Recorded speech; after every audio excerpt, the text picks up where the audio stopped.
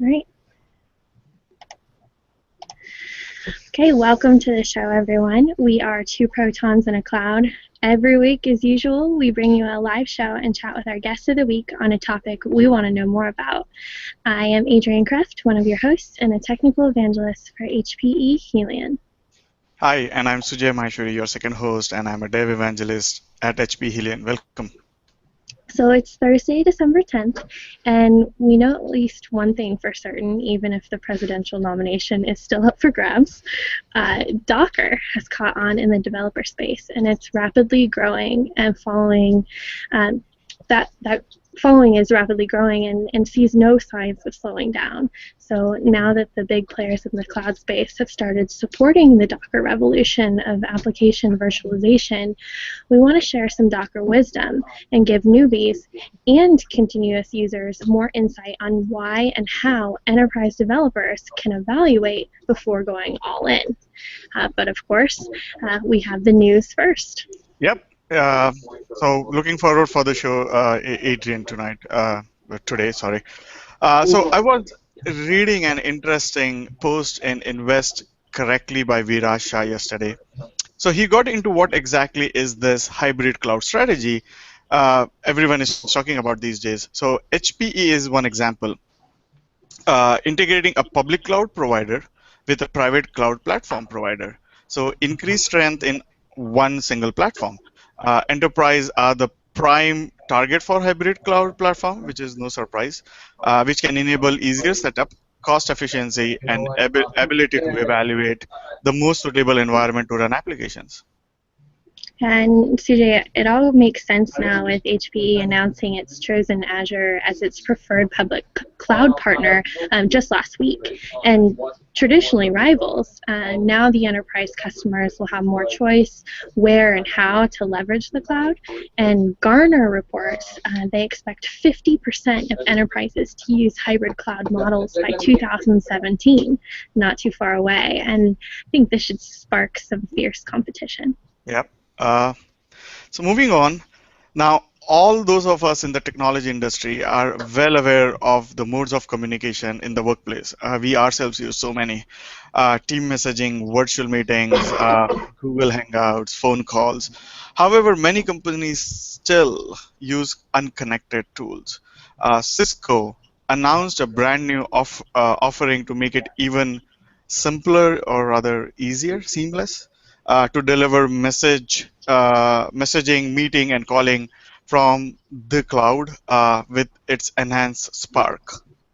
Yeah, so that'll be cool Yeah. for more companies to be able to get on board. Uh, On, does that mean Adrian will stop using Slack? Oh, I love Slack. Let's not do that. I thought Slack was part of the cloud. We're way ahead of the game, Sujay. So I like having instant access to you. Yeah. But on to Microsoft. If you recall a few weeks back, when we talked to our viewers about Microsoft coming out with some big announcements, Sujay, do you remember that investment towards its security? Yeah, I think. Oh, yeah, the Cyber Defense Operation Center as part of the 1 billion investment, in security, which Microsoft will use to protect itself and customers, right? Yeah.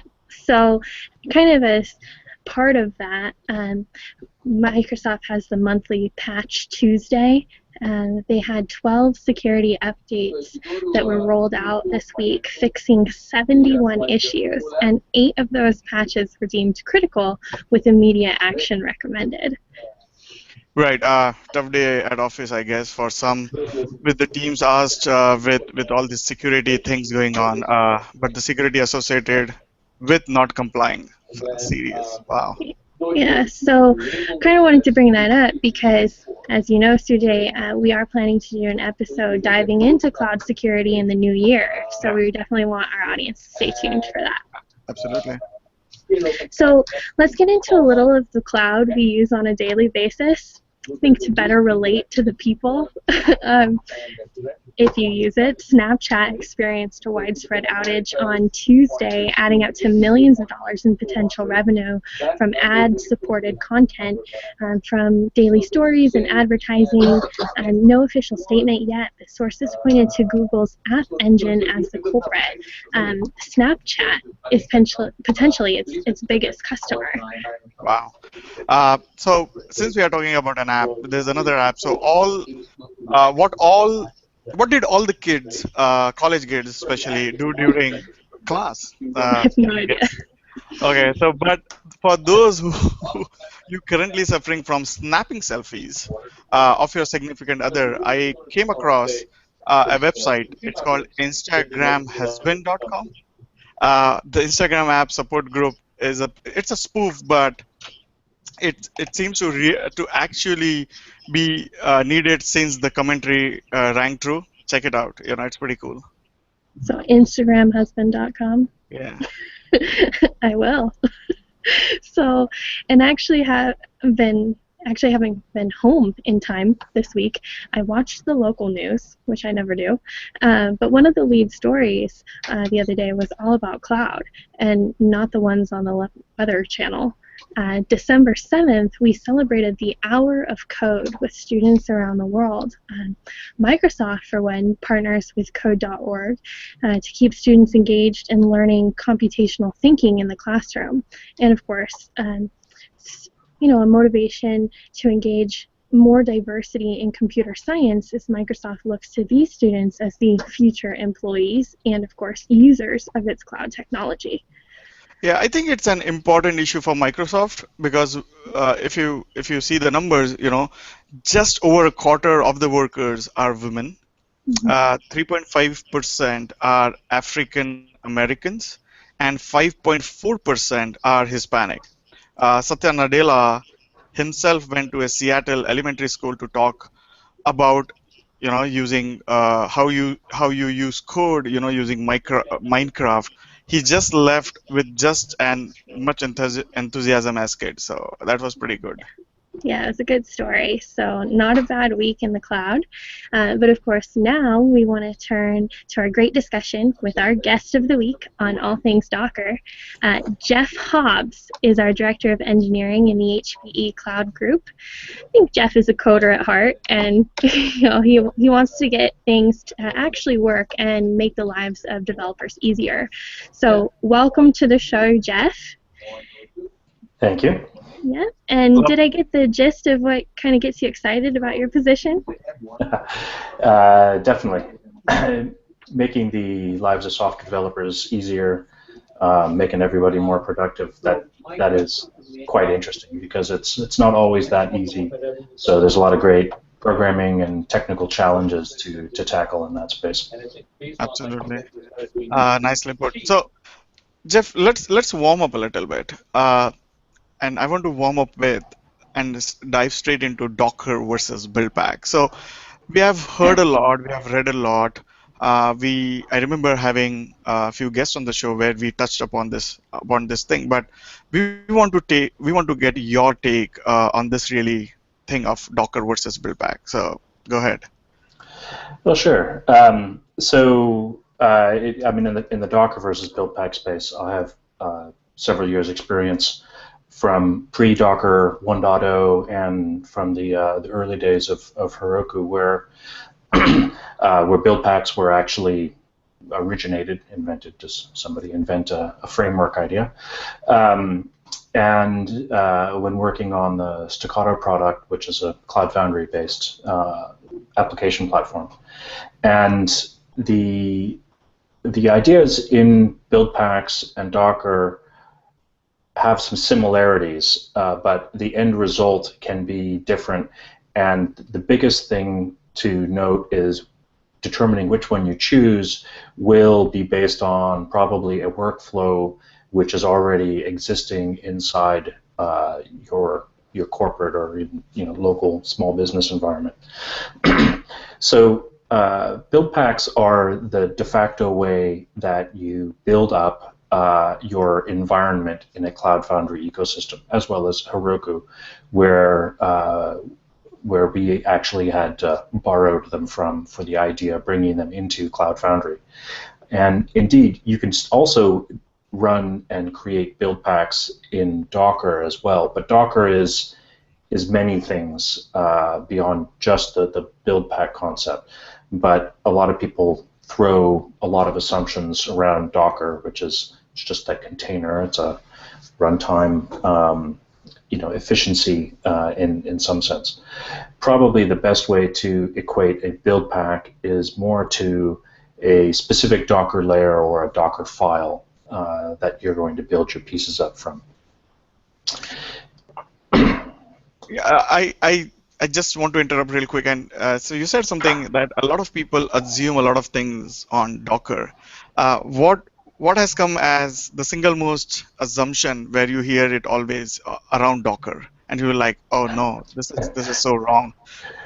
Well, that it solves all your problems. That at a very generic case, that's the major misassumption. Oh, I just need to Dockerize my app, and from that I will gain portability, scalability, and and there'll be happy chihuahuas raining from the sky.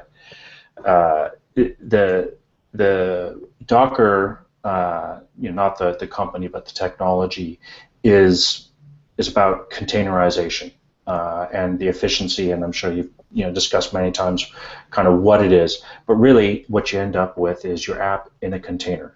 Now, there is some level of portability provided through that, in that anywhere else that you can run Docker, kernel compatibility, and other things presumed, you can run your app. And that can be nice for portability between specific cloud spaces. But just because you squeezed your app into a Docker container doesn't mean that it's going to be horizontally scalable. It doesn't mean it's actually going to be highly available. It has any sort of disaster recovery aspects. And how you're going to manage all of these containers and move them around is really the next problem to solve. And just that presumption that, hey, I got it into a Docker container is kind of step one in a long journey. Right, right. I also have one more question. I was reading something yesterday. Vagrant, right?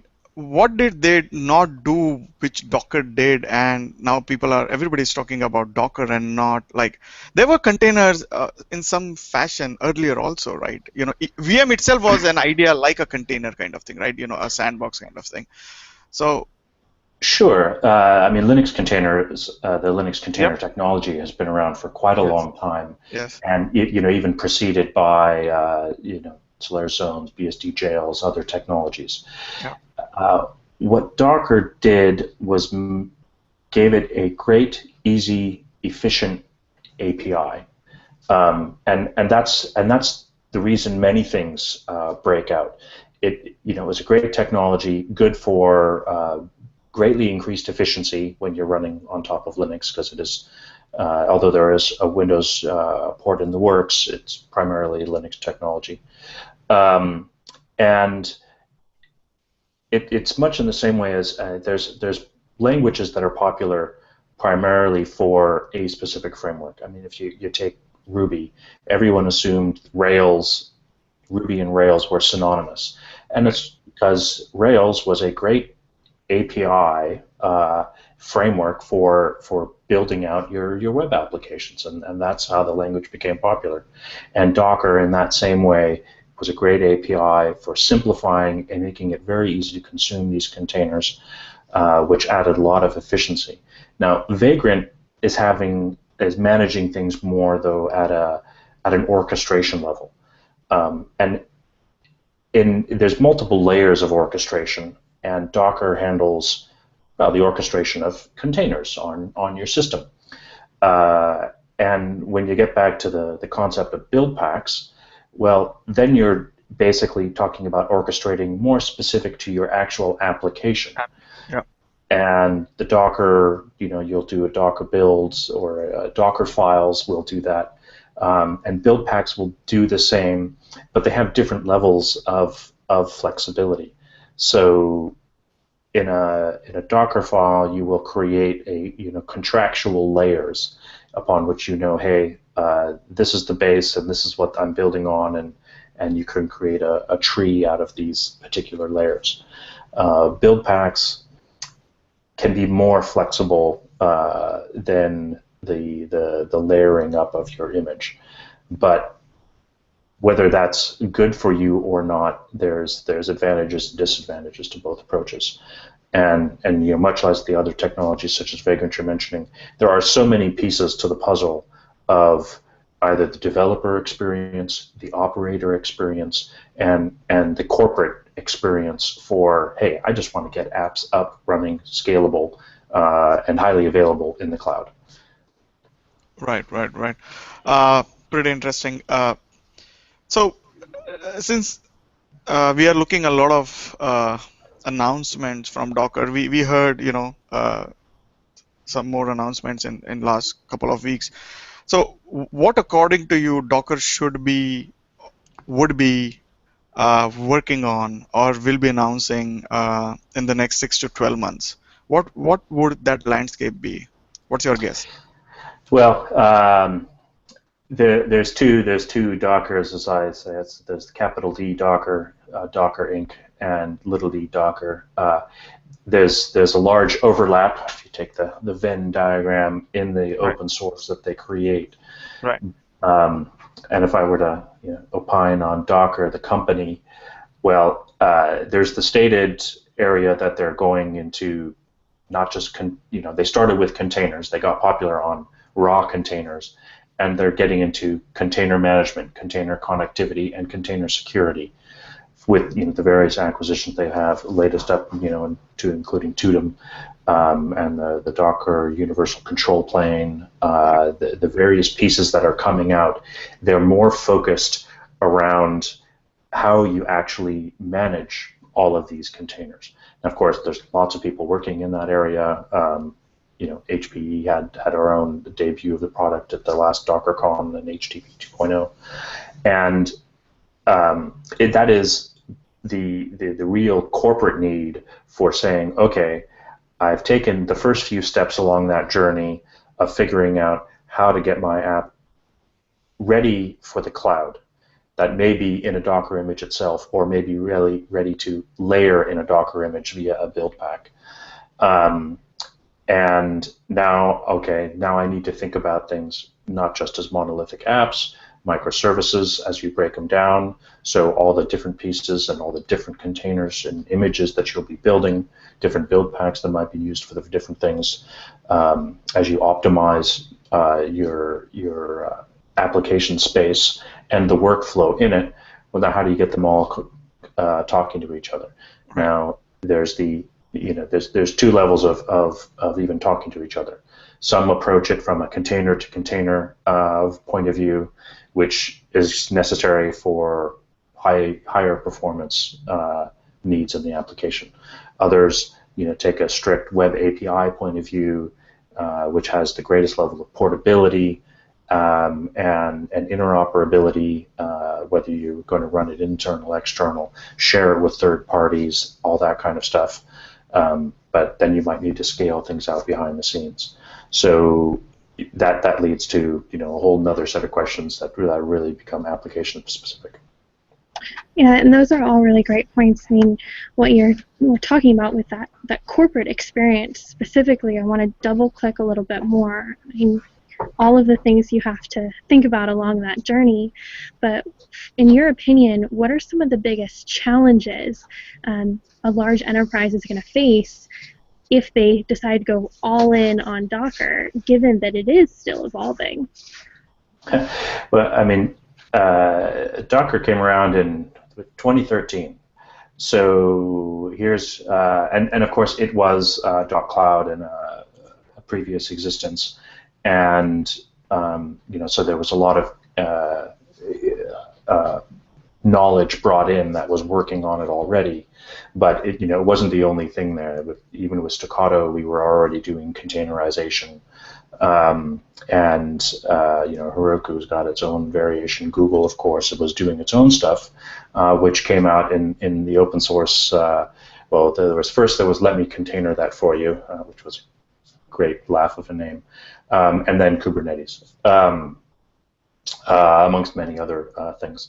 So the whole idea that Docker's popularized existing technologies, and the nice thing is, and the reason it's of course increasing popularity is you're realizing these are just better design patterns, but much like better workflow patterns, like breaking down your waterfall and becoming agile as a development process, you have to think of, well, how your application actually fits into this new paradigm. And then you bring on the concepts of microservices and cloud native applications, and what that means. And it's different than it was for your design patterns 5 years ago. We're not talking an MVC design pattern, and that's important, that you don't just flip an app again into an image and say, oh, I've Dockerized it, I'm done.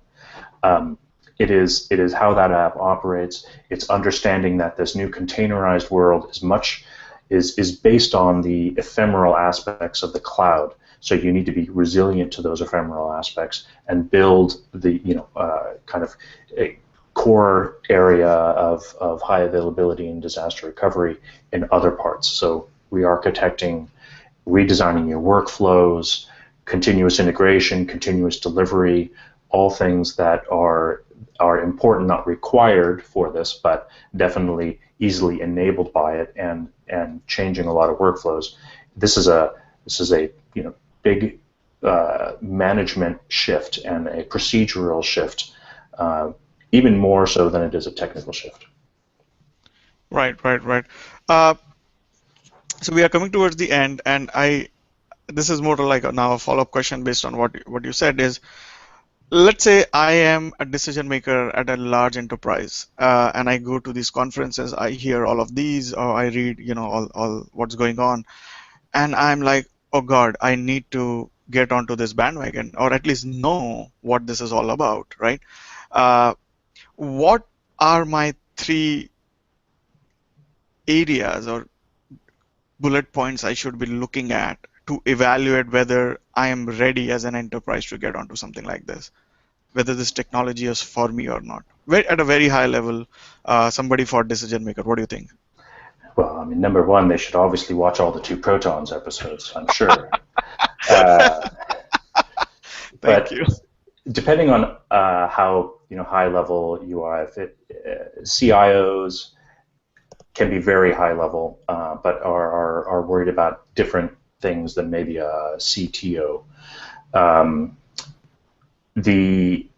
What it means, understanding what your current application architecture really is, because when you're talking about the new container management platforms or application platform as a service, you're going to bring in a new technical model for delivery, but is your existing model for delivery even compatible with this setup? Now, then you're going to have to understand what microservices means, what cloud native apps are, the concept of the 12-factor app. Again, another one that came from one of the Heroku. I think it's one of the Heroku engineers for designing cloud scale applications. Netflix has also been very great about blogging a whole bunch of that stuff, but that gets really down to the technical level. At a higher level, you want to make sure that yes, you actually have the people and the processes and you're empowering them to make a change, to break down what you probably have as a bunch of monolithic apps into something that can be more consumable, more flexible, and allow all of that innovation and agility that's kind of pent up in corners of your organization, that's just saying, you give me a platform and I'll deliver the business value that we really need to deliver. At that high level, though, another point not to forget is security. Is the platform that you're using, has it had security review done on it? Do you know what the shift is? Because the going from probably VMs or maybe even bare metal that you're still running on to containers, the container technology is so new. I mean, if you're talking Docker, really a couple of years, but I mean, containers have been around for a little longer, but the popularity has blossomed so quickly that security is only kind of catching up at this very focused level. Everyone's saying, "Oh, great! Well, it is based on Linux, and it's kernel level functionality around that, and hopefully there's a lot of eyes looking at that code." But still, it's very important depending on how you're going to deploy your apps, what that means, and then take a look at yourselves and realize, well, where am I running all this stuff now, and where do I want to be in 3 years, 5 years, 10 years? Based on, are you in a regulated space? Your answer is going to be different than if you're, in a pure kind of B2C space.